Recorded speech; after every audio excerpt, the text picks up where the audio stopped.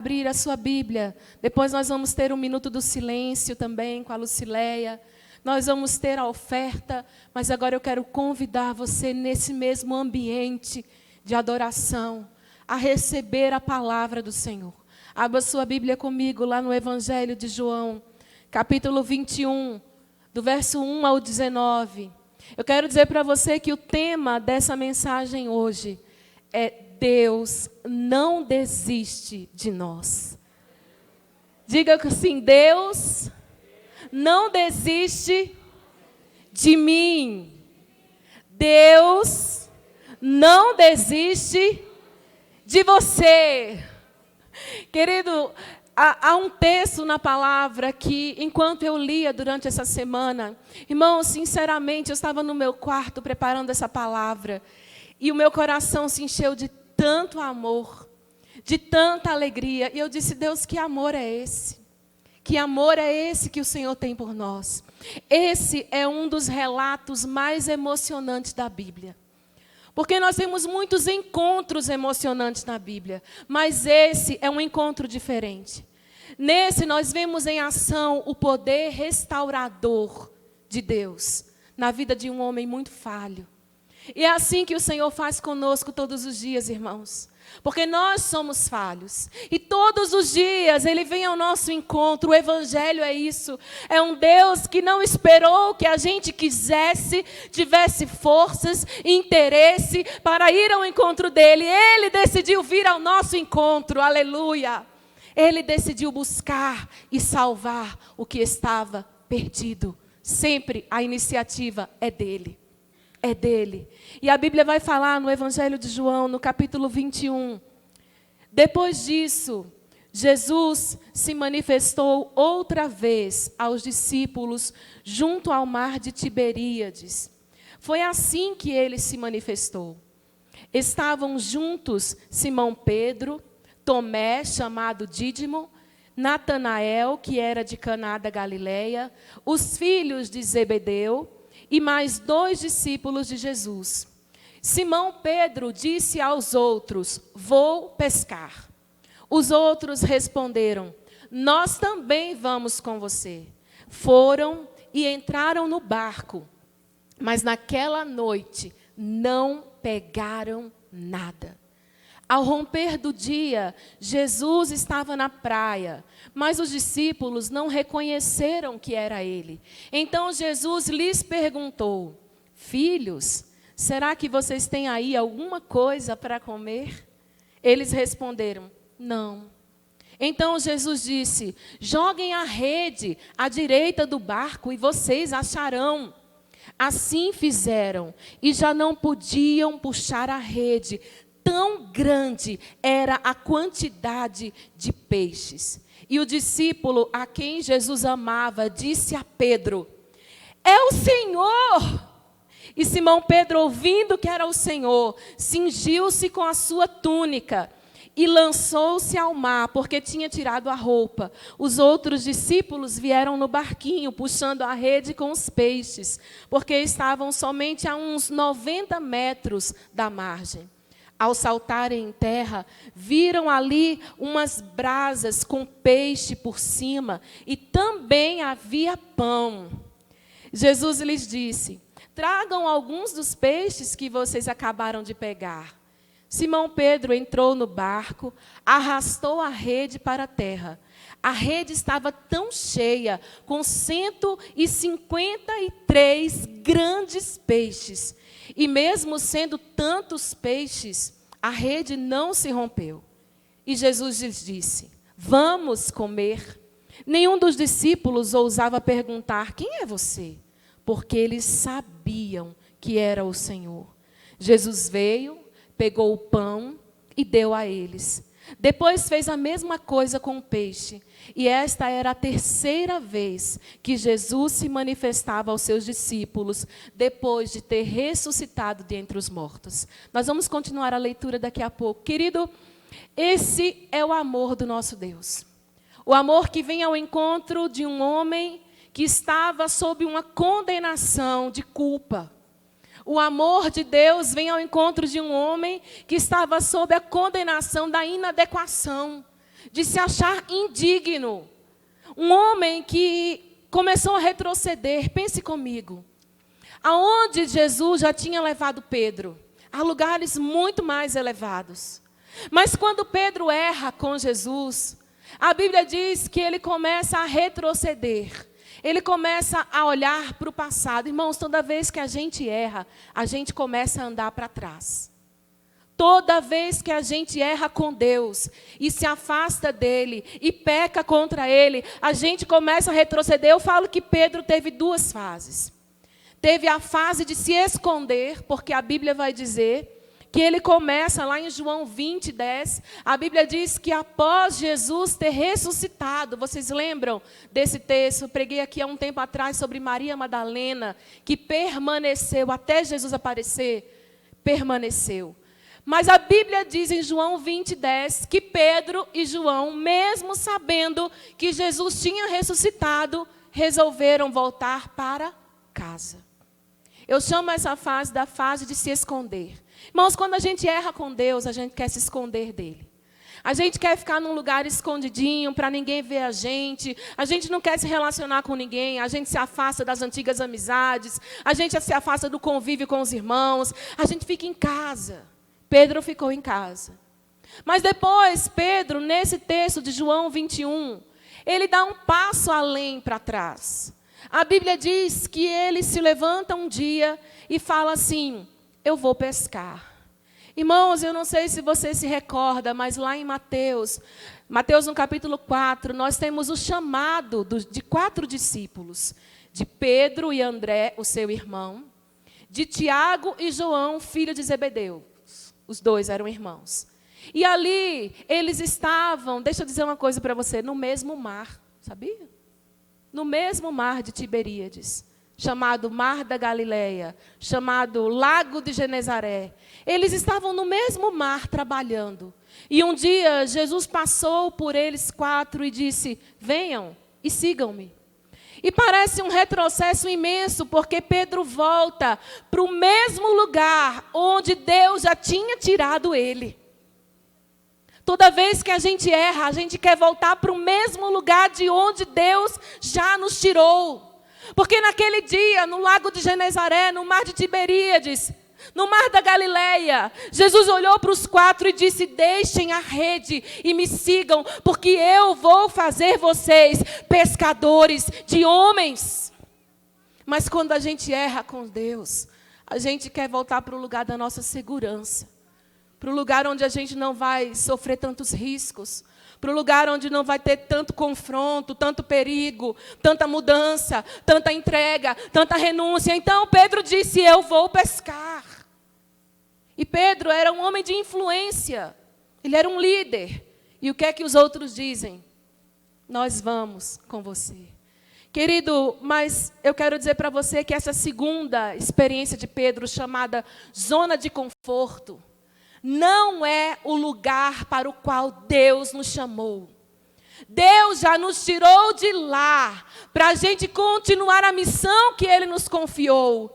E eu quero dizer para você, meu irmão, que toda vez que você retroceder e voltar para o lugar de onde Deus já tirou você, não vai ter êxito. Vai ser frustração certa. Você pode ganhar o mundo, mas vai perder a alma.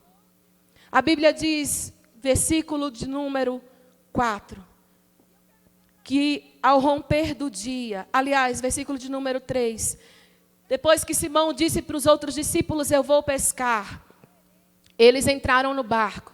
Irmãos, e eles ficaram a noite inteira pescando. Mas o autor diz que eles não conseguiram pegar nada. Sabe por quê? Porque retroceder vai nos levar sempre ao fracasso. A gente não vai conseguir frutificar no lugar de onde Deus já nos tirou. A gente pode ter tudo, mas aqui dentro o vazio vai estar lá. A sensação de inadequação daquele lugar, a sensação de não cumprimento do propósito, a sensação de vazio na vida, a sensação de estar aqui sem cumprir a missão, vai estar lá. Você não vai conseguir pegar nada. Nada. E a Bíblia diz que depois que Jesus encontra com eles, Eu quero começar falando da primeira coisa, o primeiro ponto dessa mensagem. Ainda não começou? Não, isso é só uma palhinha. O primeiro ponto, irmãos, é que quando a gente está tentando voltar atrás, quando a gente está tentando retroceder, Jesus vai ao nosso encontro, Ele não vai deixar isso acontecer. Ele não vai deixar isso acontecer. E eu louvo a Deus porque Ele gosta de mexer com a gente. Ele vai para aquele lugar de profundas emoções de Pedro. O lugar onde ele recebeu a vocação, o chamado. O lugar onde eles também experimentaram milagres, a pesca maravilhosa. É como se Jesus dissesse assim, eu vou esperar a hora certa para mostrar para Pedro todas as experiências e relembrar a Pedro todas as experiências que nós já passamos juntos. E aí Jesus chega no mar de Tiberíades. E aí ele vê Pedro fracassado, porque longe de Deus só tem fracasso, irmãos. E aí ele vê Pedro fracassado. E eu acho tremendo, porque quando ele vai ao encontro deles, ele chama aqueles discípulos que o abandonaram, que o traíram, que o negaram. Ele diz assim, verso de número 5, aliás. Jesus lhes perguntou, filhos. Irmãos, a primeira coisa que Jesus faz quando a gente erra, não é chutar o nosso estômago, não é nos lançar para o inferno. Ele vai dizer para nós assim, olha, você errou comigo, mas você continua sendo meu filho. Você pode querer retroceder, pode querer sair do propósito, mas você continua sendo meu filho. E eu venho até você para dizer que tem lugar na mesa, tem lugar na minha presença. Você não deixou de ser filho e filha amada e amado do Pai. Ele podia dizer, ei Pedro, ei João, ei André, ei Natanael, mas ele disse filhos, porque ele quer nos lembrar nessa noite a nossa verdadeira identidade. A nossa identidade não é de pastor, não é de evangelista, não é de mestre, não é de apóstolo, não é do que fazemos, não é do que já fizemos, é de filhos. De filhos.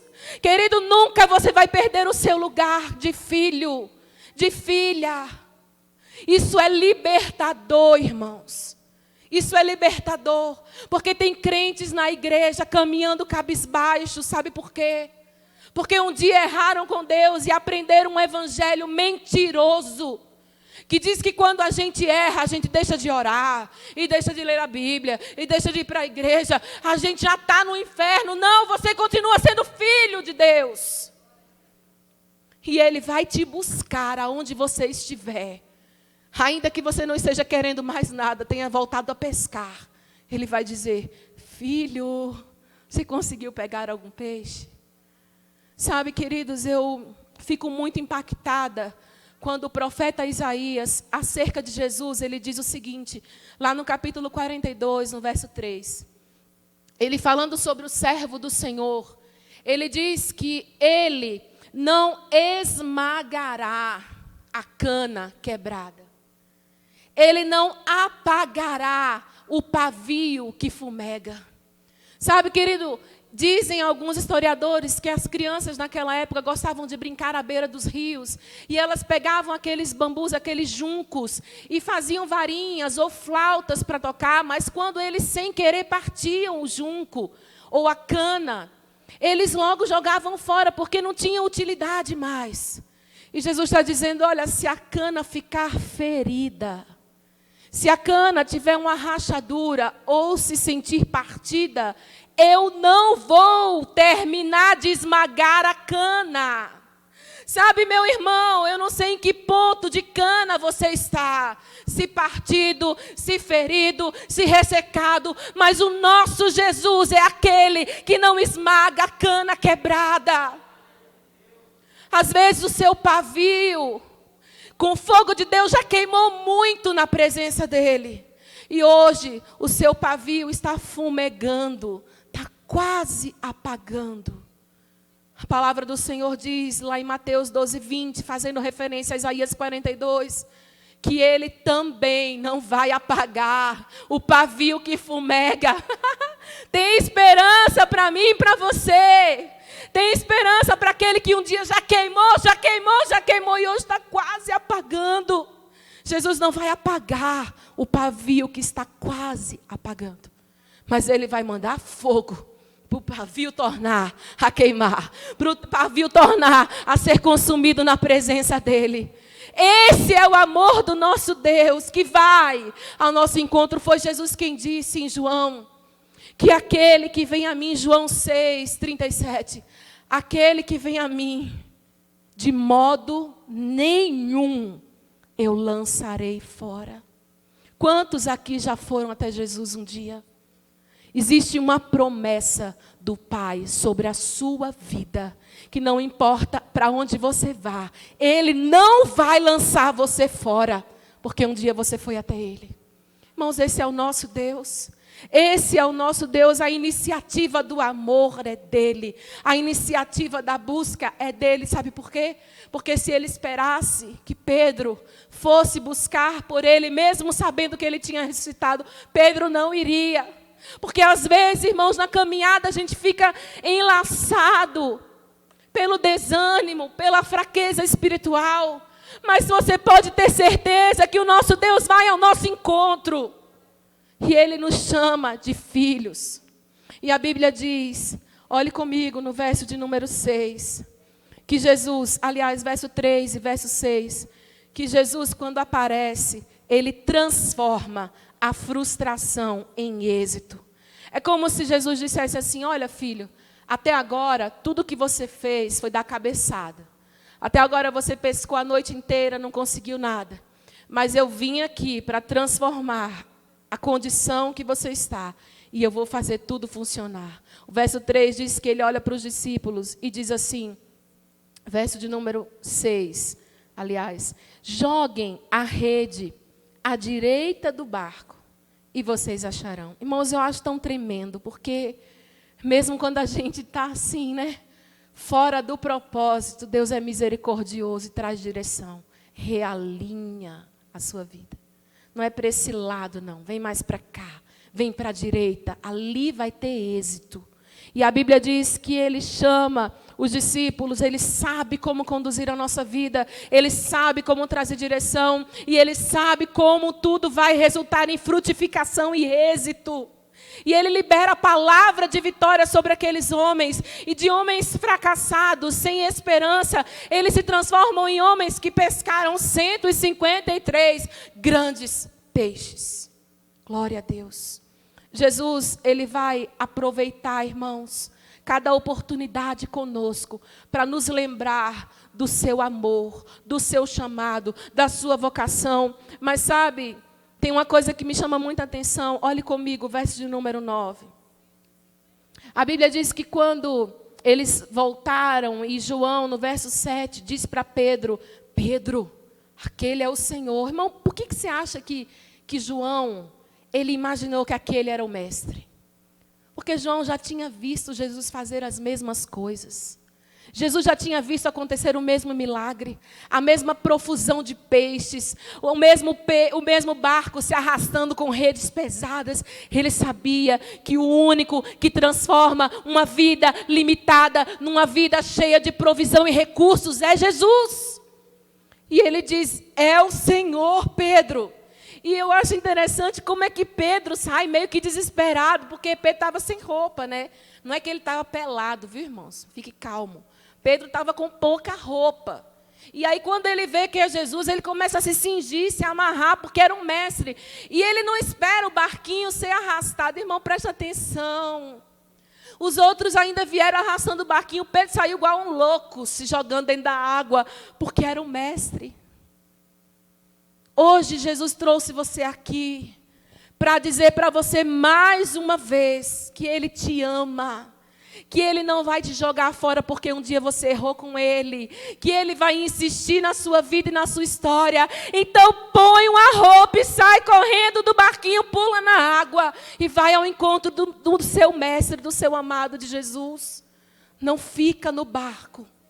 E diz a Bíblia que Ele foi. E eu acho tremendo o verso de número 14. Acompanhe comigo. Aliás, o verso 9. Quando todos eles chegaram na terra, ali na margem, eles viram umas brasas com peixe em cima. E também tinha pão, irmãos. É o nosso Deus. Ele não restaura chamado apenas, irmãos. Ele restaura a comunhão. Porque o que Ele quer não é te lembrar de que para que você veio. Você veio para cumprir algo. Não, Ele vai te lembrar que você e Ele podem ter intimidade e comunhão.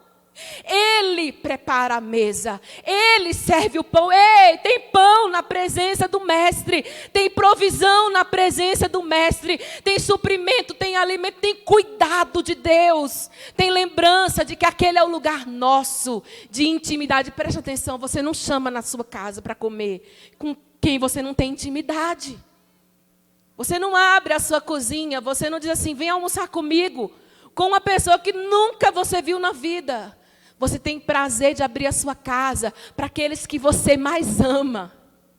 E o Mestre disse, olha, tem pão para vocês, tem peixe para vocês, tem comunhão sendo renovada na vida de cada um de vocês que queriam retroceder. Meu irmão, Deus está trazendo você aqui hoje para renovar a comunhão e a intimidade com Ele. Por ser filho, você pode e tem o direito de se assentar à mesa e comer no pão da presença de Deus.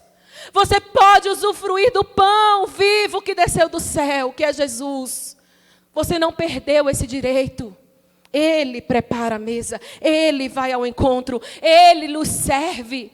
E diz a Bíblia que quando a comunhão é renovada, oh, aleluia, quando a intimidade é renovada, e eu acho tão bonitinho porque, olha o verso número 12, Jesus disse para eles, venham comer. Eu imagino que eles estavam assim, sobressaltados.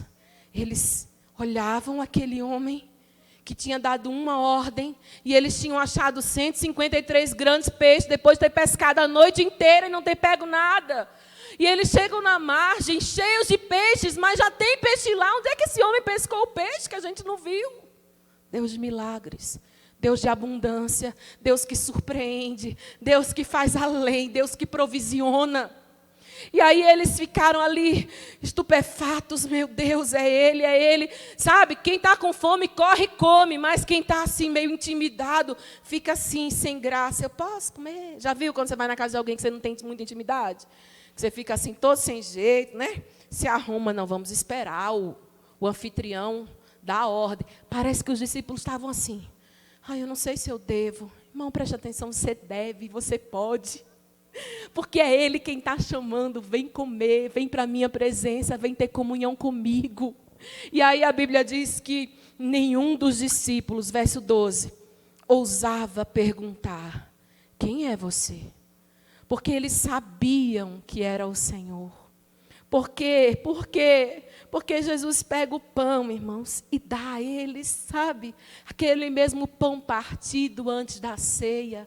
Aquele mesmo pão que Ele levantou e deu graças e partiu, entregou aos seus discípulos. Agora não é mais um momento formal, é um momento de reencontro, é um momento de informalidade, é um momento de restauração, é um momento de nova renovação de aliança, é um momento de dizer, toma o peixe, toma o pão, vem comer na minha presença.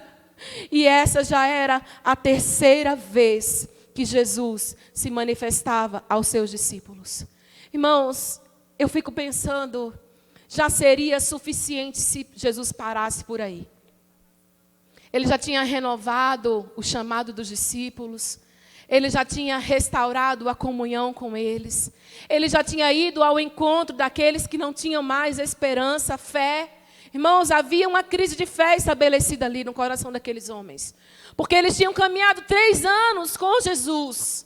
Visto tantos milagres, eu não sei quantos anos você está caminhando com Jesus. Ou quantos anos você já caminhou com Jesus. Mas sempre chega um momento que as coisas não acontecem como a gente espera. E a gente fica frustrado e a esperança parece que morreu. Como a gente cantou no musical. Parece que foi embora.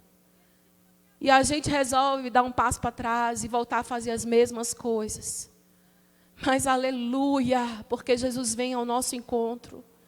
E nos provisiona o renovo do chamado. Nos provisiona o renovo da comunhão. E para mim, querido, já estava suficiente se tudo acabasse aí. Mas Jesus não desiste de nós. Depois que eles comeram, verso de número 15. Depois de terem comido, ou seja, Jesus não vai te revelar nada sem que primeiro a comunhão aconteça. Jesus não vai liberar nada sobre você sem que primeiro a comunhão seja restaurada. E aí diz a Bíblia que depois deles terem comido, Jesus chama Simão Pedro, e aí é um dos relatos também mais emocionantes da Bíblia. Porque são 3 perguntas, 3 respostas, uma conversa muito sincera com Pedro, mas uma conversa diante dos demais discípulos. E a Bíblia diz que ele chama Pedro, e a primeira vez ele pergunta: Simão, filho de João, você me ama mais do que esses outros me amam? Eu começo a achar muito curioso, porque em algum momento da Bíblia, Jesus ele muda o nome, né? Ele diz: Simão, você não vai mais ser chamado Simão. Você vai ser chamado Pedra, Petros. Porque sobre essa rocha, que sou eu, Cristo, vocês vão edificar a igreja sobre mim. Mas você, Pedro, vai ser uma pedra fundamental, importante nesse propósito. E eu penso que nesse momento dessa conversa íntima com o mestre, ele podia ter falado assim: Pedro, vem cá. Mas ele volta lá atrás e ele diz: Simão, você me ama, filho de João, mais do que esses outros discípulos? Porque Simão, irmãos, no hebraico, ele é uma contração de Simeão, que vem do verbo chamar, que quer dizer ouvir. Então, Simão significa aquele que ouve. Naquela conversa, Pedro precisava dar toda a atenção a Jesus. Ele não podia se achar demais. Ele não podia se achar a pedra.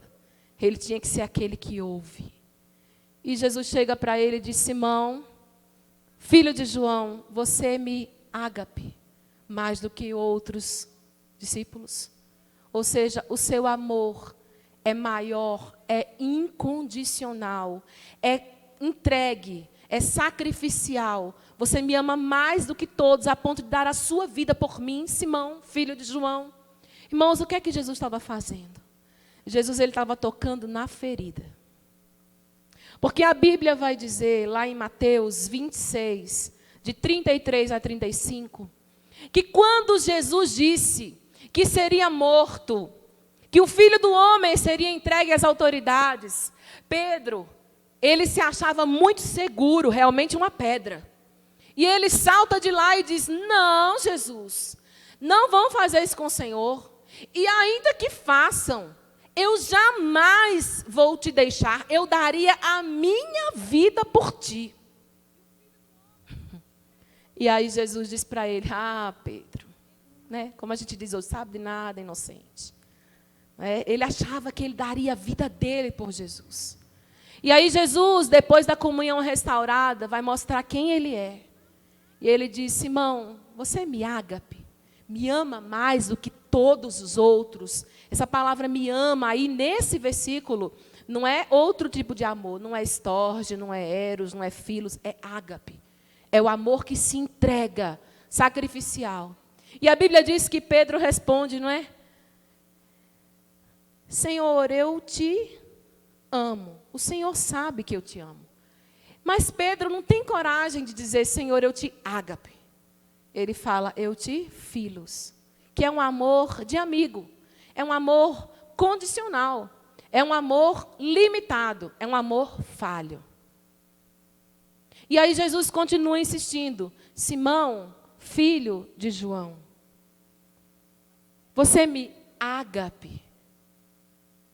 E Pedro responde, verso 16: sim, Senhor, o Senhor sabe que eu te filos. Ou seja, eu não te amo assim, esse amor, uau, que eu vou dar a minha vida pelo Senhor. Não, mas eu te amo com um amor falho, limitado. E no verso de número 17, Jesus pergunta pela terceira vez: Simão, filho de João, você me filos? Pedro ficou triste por Jesus ter perguntado pela terceira vez: você me filos? Ou seja, eu já entendi, Pedro. Eu sempre soube que você não me amava sacrificialmente. Eu sempre soube que o seu amor era limitado. E aí Pedro responde: o Senhor sabe de todas as coisas. O Senhor sabe que eu te filos, que eu te amo com um amor limitado. Irmãos, se fosse nos dias de hoje e alguém respondesse isso para nós, nós diríamos: então você não é apto para esse ministério. Mas eu quero dizer para você, querido, que a única condição para servir a Deus não é ser perfeito, não é ser 100%, não é nunca falhar, nem nunca errar com o mestre, é amá-lo. Porque quando Pedro confirma o seu amor frágil e limitado, a resposta de Jesus é: então vai, Pedro, e apacenta os meus cordeirinhos. Então vai, Pedro, e apacenta as minhas ovelhas, assim como você é limitado, falho, um fracasso na fé, mas vai, porque você continua me amando. Eu quero dizer para você, querido, que está vivendo sob uma condenação, de acusação, porque um dia você errou com Jesus. Jesus não espera de você perfeição. Ele espera de você um amor sincero, que muitas vezes vai reconhecer: eu erro contigo, Jesus. Eu sou falho contigo, mas eu te amo. Sabe, meu irmão, isso para Jesus era suficiente. Suficiente. Jesus ali restaura diante dos outros discípulos a autoridade de Pedro. Porque se ele não restaurasse a autoridade publicamente, ele não poderia ser uma das colunas da igreja. E a Bíblia diz que há uma evolução na vida de Pedro. Vocês lembram comigo?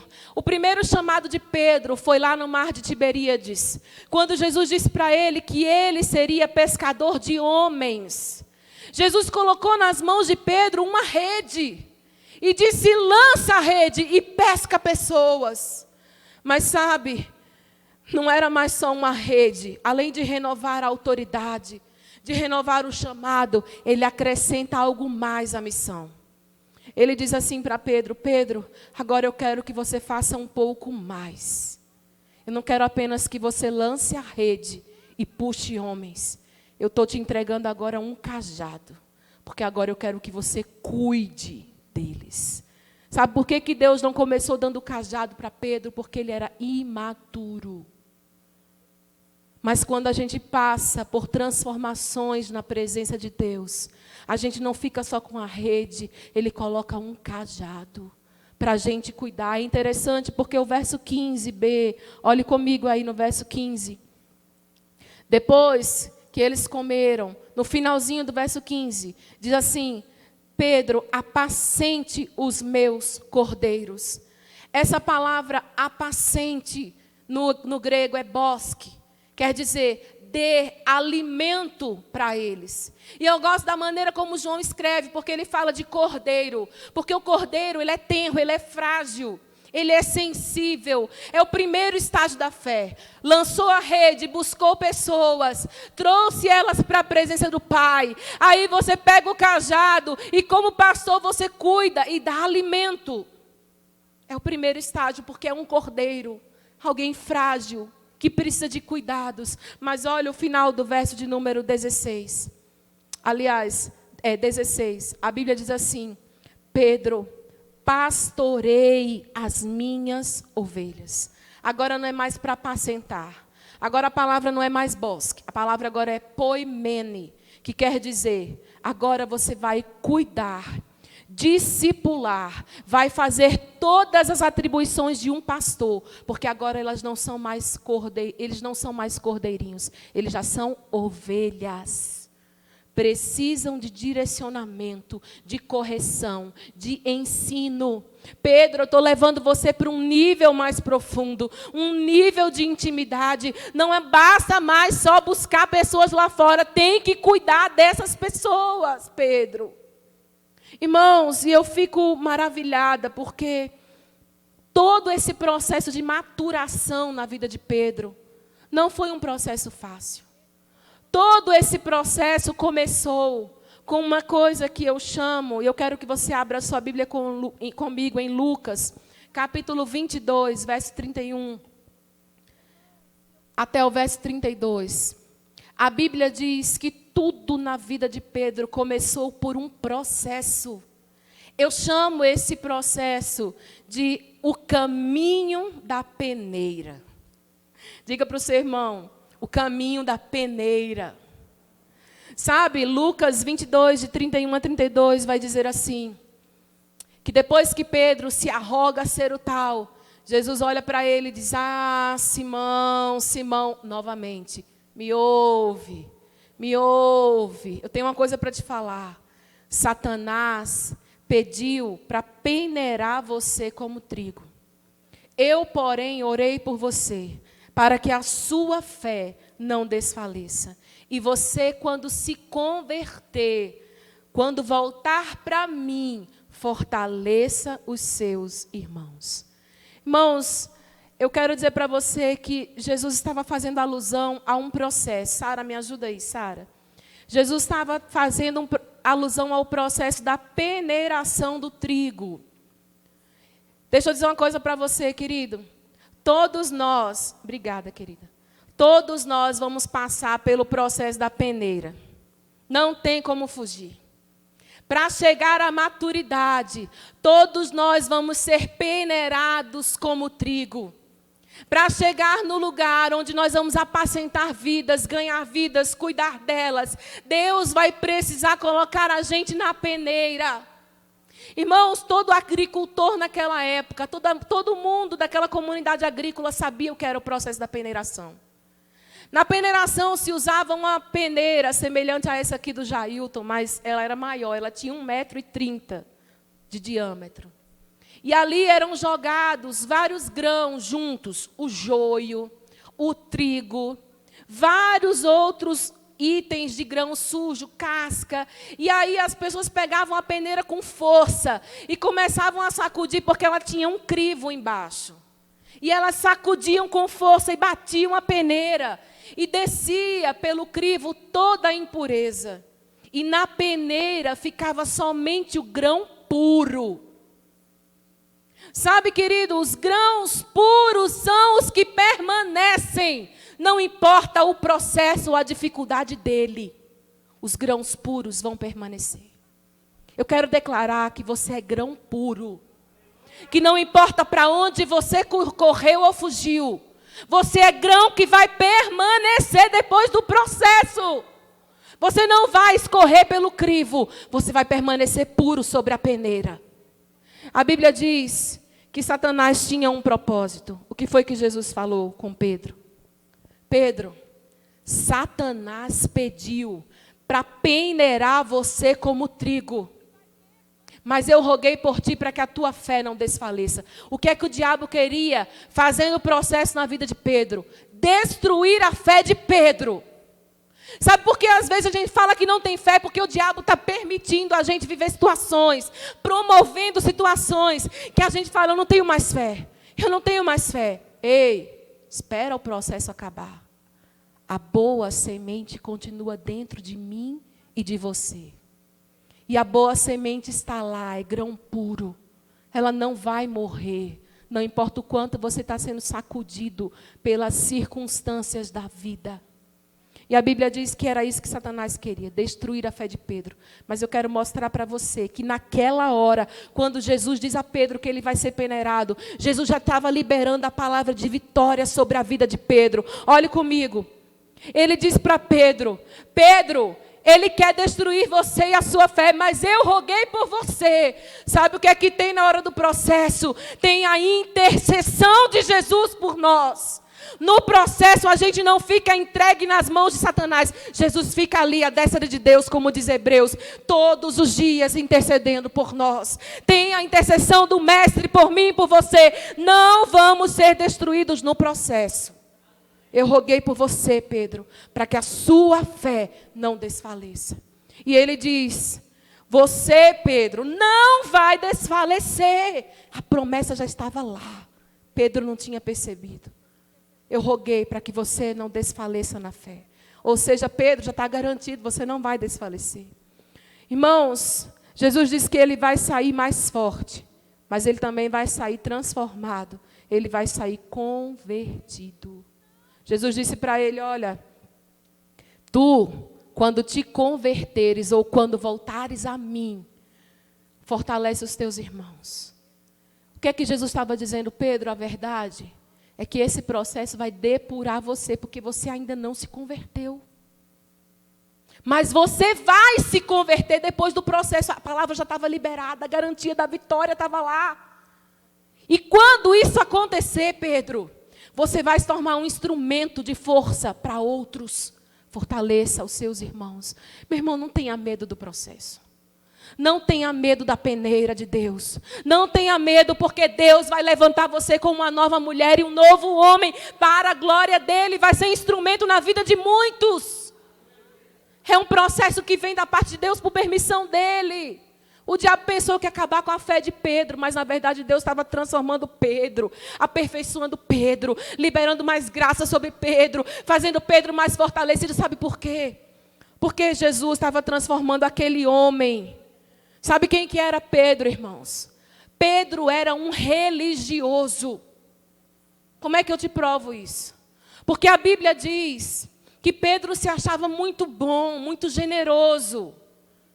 A tradição rabínica dizia que um pecado só poderia ser perdoado 3 vezes. Na 4ª vez já não tinha mais perdão para aquele pecado. E aí a Bíblia mostra Pedro, todo bonitão, chegando para Jesus e perguntando, mestre, até quantas vezes eu devo perdoar o meu irmão? Até 7? Ele sabia que a tradição dizia até 3. E 4 já não tinha mais chance, mas ele estava mostrando o quê? Eu sou muito bom, eu vou perdoar até 7. E Jesus já quebra o argumento de Pedro e fala, Pedro, para de se achar tão bom.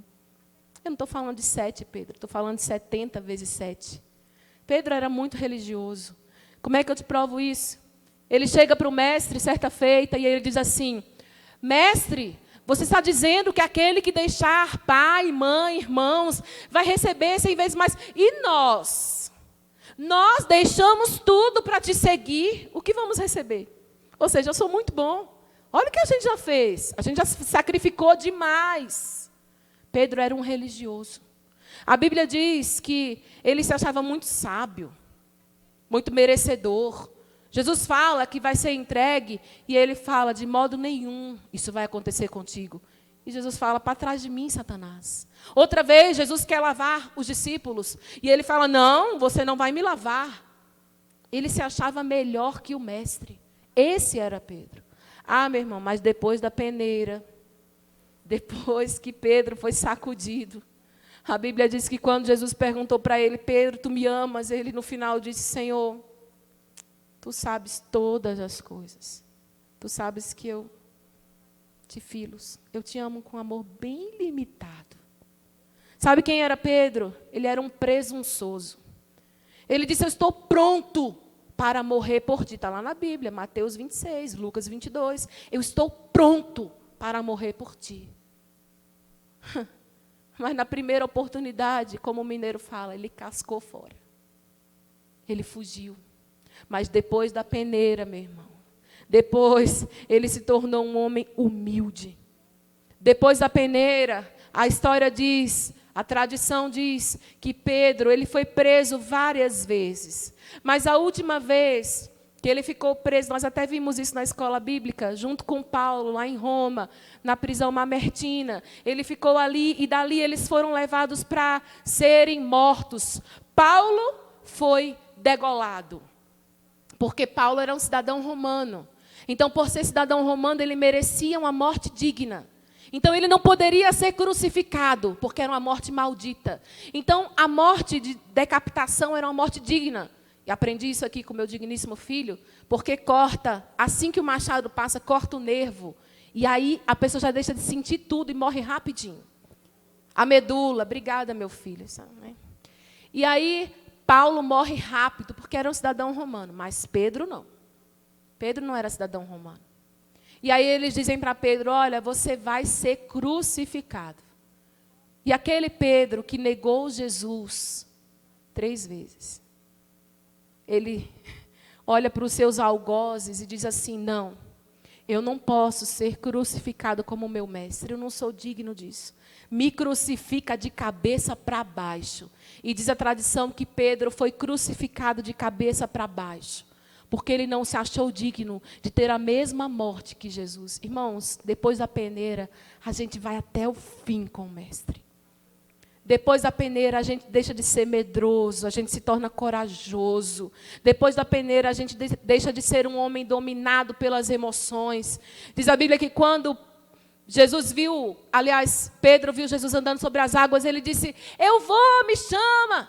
E aí ele foi, pisou nas águas, mas quando ele viu a onda, ele sentiu medo e afundou, dominado pelas emoções, pelo ímpeto e pelo medo. A Bíblia diz que quando Jesus foi preso, ele pegou logo a espada e lançou na orelha de Malco e arrancou a orelha dele, dominado pelas emoções, impetuoso. Mas depois que a peneira passou na vida de Pedro, irmão, ele se tornou um homem brando, misericordioso, compassivo. Ele se rendia às cadeias, às prisões, às afrontas. Pedro chega a escrever nas suas cartas que ele não deveria injuriar quem injuriava ele, mas ele deveria se entregar a Jesus, que julga retamente. Esse foi Pedro, depois da peneira. Pedro era um homem vacilante na fé, mas depois que ele passou pela peneira, ele chega nas portas do templo formoso, na porta formosa, na porta do templo. Ele vê um homem paralítico e ele diz corajosamente: eu não tenho prata, não tenho ouro, mas o que eu tenho eu te dou, levanta e anda. Ele prega para 3.000 pessoas e elas se convertem. Sabe por quê, irmãos? Porque depois da peneira tem frutificação. Não tenha medo do processo. O processo não visa a nossa destruição. Ele visa o nosso crescimento, a nossa maturidade espiritual. Irmãos, eu quero finalizar dizendo uma coisa para você. Que as provas, elas são necessárias para fortalecer a nossa fé. Pedro reconheceu isso. Abra sua Bíblia comigo, lá em 1 Pedro, capítulo de número 1. Primeira carta de Pedro, versos 6 e 7. Ao final da vida, Pedro reconheceu que as provas vêm para fortalecer a nossa fé. Ele diz assim no capítulo 1, versos 6 e 7.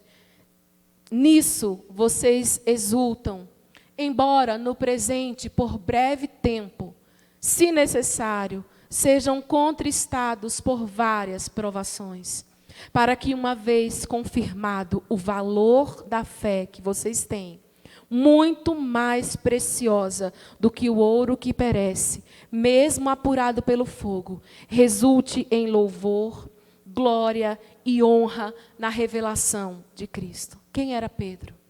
Um homem muito amado. Quem é você? Um homem e uma mulher muito amados. Deus nunca vai abrir mão de você, querido. Deus não vai desistir de você. Não importa quantas e como nós vamos errar com Deus. Ele continuará nos amando, porque Deus não desiste de nós. E muitas vezes, para reconectarmos-nos com Ele, Ele vai permitir que passemos pela peneira.